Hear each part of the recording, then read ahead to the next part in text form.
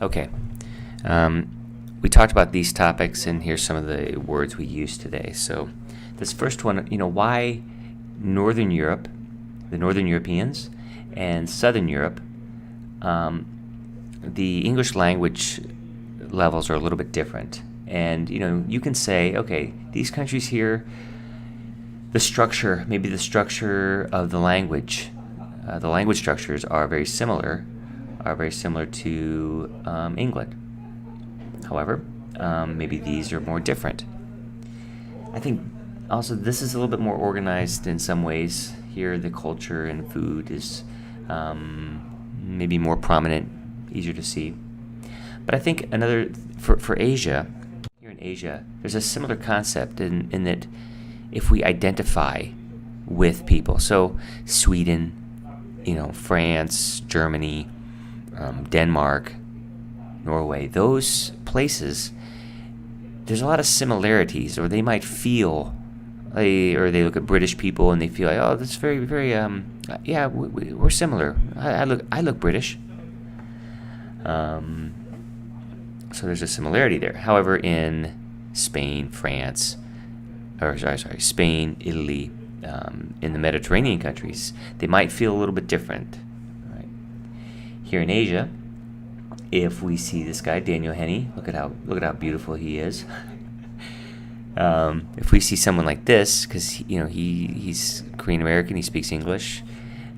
He's also, I guess, learning Korean. If we see him and we think, oh wow, yeah, he's just like me. I identify with that guy. Then it's easier to learn. It's easier to practice languages like this, I think. So more of this type of person, or this style of him being a native speaker. We also talked about the different departments, like maybe if you say, oh, my department, we see, we help people. We see a lot of guys with problems.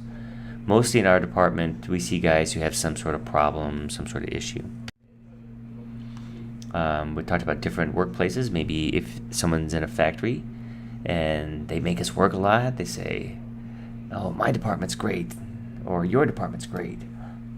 They don't make us work like that. They don't create that atmosphere, those working conditions, that toxic atmosphere.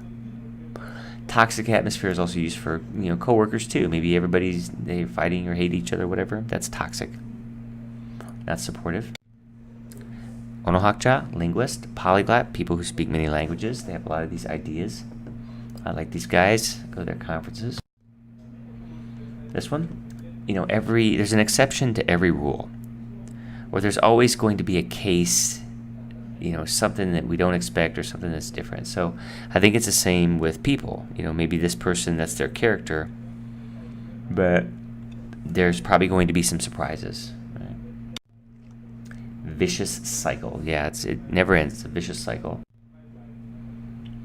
This one in Korean I didn't write down, but sometimes we don't know if somebody's a friend or foe. That's an old Korean expression.